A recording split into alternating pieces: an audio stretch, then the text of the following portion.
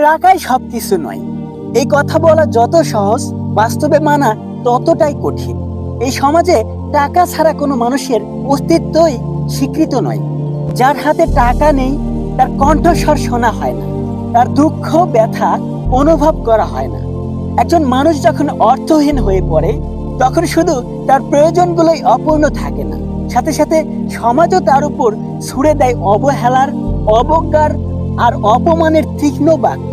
টাকা না থাকলে আপনি বুঝতে পারবেন আপনার স্ত্রীর শখ পূরণ করতে পারবেন না, আপনার সন্তানের মুখে হাসি ফোটাতে পারবেন না, আপনার বাবা মার শেষ বয়সের চিকিৎসাটুকু ঠিক মতো করতে পারবেন না।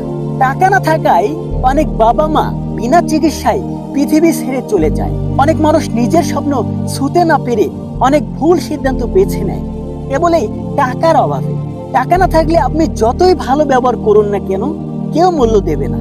আপনি যতই সম্পর্ক ধরে রাখতে চান, শখের মানুষও আপনাকে ছেড়ে চলে যাবে। এই সমাজ কেবল তখনই আপনাকে আপন ভাবে যখন আপনার হাতে টাকা থাকবে, আর যদি না থাকে তখন আপনি তাদের চোখে শুধুই একটা বোঝা।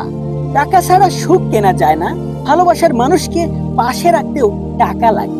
টাকা না থাকলে সময়ের সাথে সাথে সবাই দূরে সরে চলে যায়, কারণ এই সমাজ কারো স্বপ্ন পূরণের দায় নেয় না।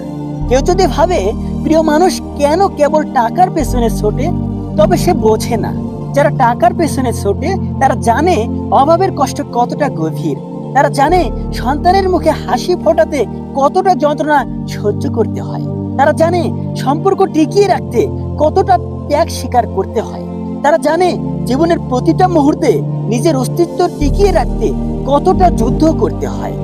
আর এই সব কিছুর মূলেই একটাই সমস্যা, সেটা হলো টাকা না থাকা, টাকার অভাব। যদি প্রশ্ন করা হয় টাকাই কি সব, উত্তর হবে না, হয়তো নয়, কিন্তু টাকাই সেই ভিত্তি যার উপর দাঁড়িয়ে থাকে জীবন, দায়িত্ব, সম্পর্ক, স্বপ্ন আর আত্মসম্মান। যারা বলে টাকা দিয়ে সুখ কেনা যায় না, তাদের বোঝা উচিত সুখ যদি নাও কেনা যায়, সুখে বাঁচার রাস্তাটা কিন্তু টাকা দিয়ে তৈরি করতে হয়। জীবন শুধু আবেগ দিয়ে চলে না, চলে প্রয়োজন পূরণের সক্ষমতা দিয়ে।